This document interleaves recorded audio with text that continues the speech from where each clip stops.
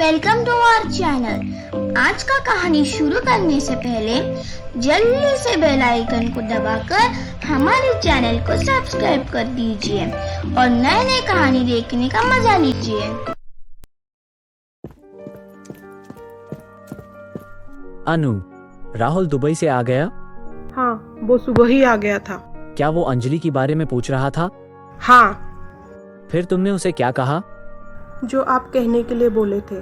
शंकर कुछ जरूरी काम से गांव गया है और साथ में वो अंजलि को लेकर गया है। ये बात सुनकर राहुल अंजलि को फ़ोन किया, लेकिन अंजलि उसकी फ़ोन यहाँ छोड़कर गई है। इसलिए राहुल कार लेकर शंकर के गांव गया है। अच्छा, तो राहुल अंजलि को ढूंढने गांव गया है, लेकिन अंजलि उसे वहाँ कभी नहीं मिलेगी।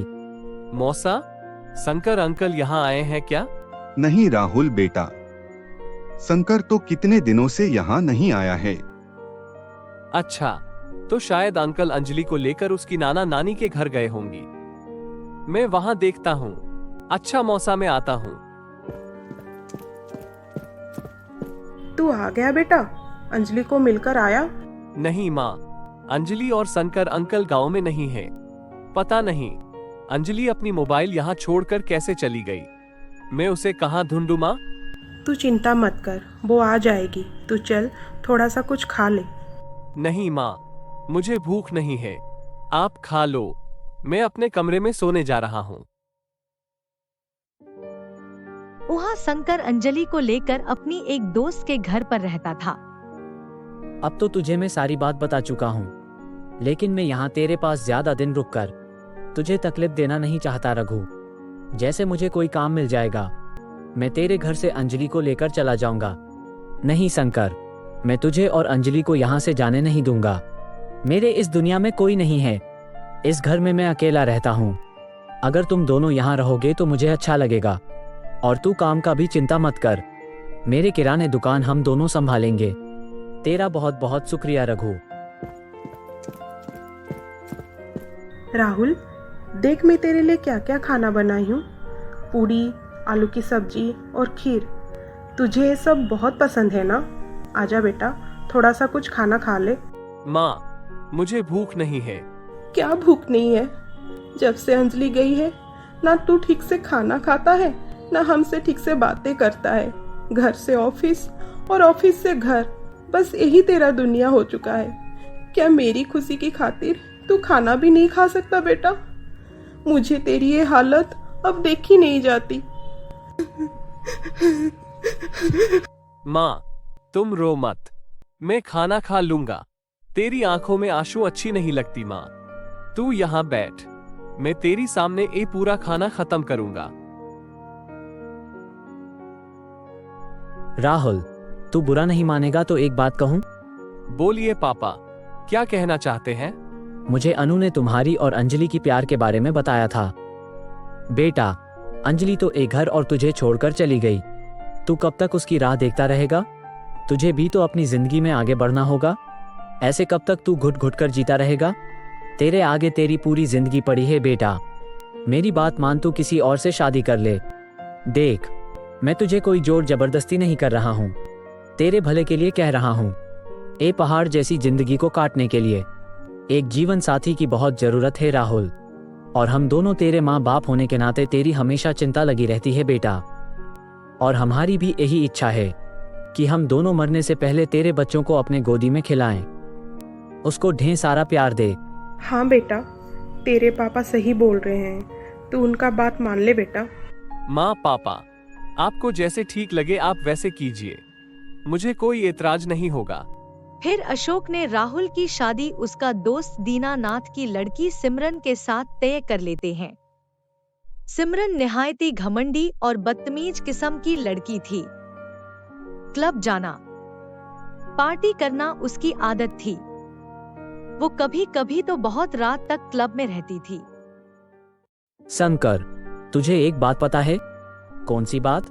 आज अशोक बाबू के लड़के राहुल का शादी है। लेकिन तुम्हें ये सब कैसे पता चला? आज मैं कुछ काम की सिलसिले से उनके घर की रास्ते से जा रहा था, तो मैंने उनके घर को फूलों से सजा हुआ देखा। गेट के अंदर जाकर पूछा तो उनके माली ने बताया कि आज राहुल का शादी है। तभी ये बात अंजलि सुन लेती है।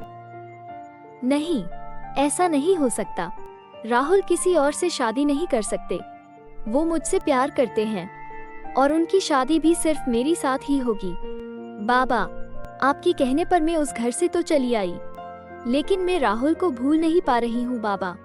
मैं अभी उनके पास जाऊंगी, देखती हूँ वो किसी और से शादी कैसे करते हैं। नहीं अंजलि, तू वहाँ नहीं जाएगी। तू अगर गई तो मेरा वादा झूठा हो जाएगा। तेरी वहाँ जाने से प्रॉब्लम हो सकती है। मैं तुझे जाने नहीं दूंगा अंजलि। मुझे आज राहुल के पास जाने से कोई नहीं रोक सकता बाबा, आप भी नहीं। ऐसे बोलकर अंजलि राहुल के पास जाने के लिए दौड़ने लगी। तभी सीढ़ियों से उसकी पाँव फिसल गई और वो जाकर नीचे गिर गई। अंजलि, क्या हुआ मेरी बेटी को? कितना खून बह रहा है। शंकर, अंजलि बेटी बेहोश हो गई है। हमें उसे जल्दी से हॉस्पिटल लेकर जाना होगा। उसके बाद शंकर और रघु अंजलि को हॉस्पिटल में भर्ती करवाते हैं। डॉक्टर उसकी इलाज शुरू कर देते हैं और उधर राहुल की शादी बड़े धूमधाम से सिमरन के साथ हो जाती है। तुम शराब पीती हो? हाँ, पीती हूँ, रोज पीती हूँ। मुझे शराब पीना बहुत अच्छा लगता है। इसे आओ ना, तुम भी पियो। नहीं, मैं ये सब नहीं पीता। ओ कॉमन यार, एक पैक पीने में तुम्हारा क्या जाता है। नहीं, तुम पियो। सिमरन, एक बात का याद रखना, तुम ड्रिंक करते हो, ये बात जैसे माँ पापा को पता ना चले, वरना उनको बुरा लग सकता है। अच्छा ठीक है, मैं कोशिश करूंगी। सिमरन, मुझे तुमसे मेरे पास्ट के बारे में कुछ कहना है। ये शादी इतना जल्दी हो गया कि मुझे तुम्हें पहले बताने का मौका नहीं मिला। ओ कॉमन राहुल, मुझे तुम्हारी पास्ट में कोई इंटरेस्ट नहीं है। मैं ये सब सुनकर मेरी कीमती समय बर्बाद नहीं करना चाहती। और ऐसे देखा जाए तो सबका कुछ ना कुछ तो पास्ट रहता है, और उसमें बताने वाली बात क्या है। मैं एक पढ़ी लिखी मॉडर्न ख्यालात की लड़की हूँ। मुझे तुम्हारी पास्ट में कोई मतलब नहीं है। ऐसे देखा जाए तो पास्ट पास्ट ही होता है, और तुम्हारी प्रेजेंट मैं हूँ। ओके डियर्स, मैं शादी और रीति रिवाजों के चक्कर में आज बहुत टायर्ड हो गई हूँ राहुल। मैं फ्रेश होकर सोने जा रही हूँ। बाय। फिर सिमरन लड़खड़ाते हुए कमरे में जाती है।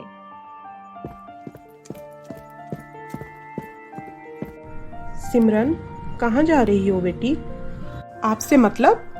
मैं कहाँ जाऊँ और कहाँ नहीं, सब क्या आपको पूछ के करूँ? नहीं, ऐसी बात नहीं है बेटी। कल ही तेरी और राहुल की शादी हुई है, और आज तुम किसी को बिना कहे घर से बाहर जा रही हो, इसलिए पूछ लिया।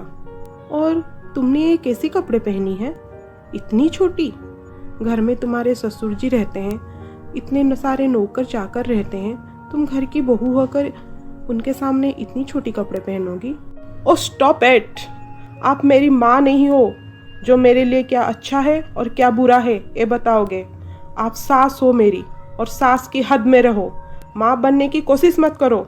मैं क्या पहनूं क्या नहीं, कहाँ जाऊं कहाँ नहीं, ये मेरी मर्जी होगी, आपकी नहीं, समझे आप? अब आगे क्या होने वाला है, जानने के लिए देखिए हमारा अगला एपिसोड।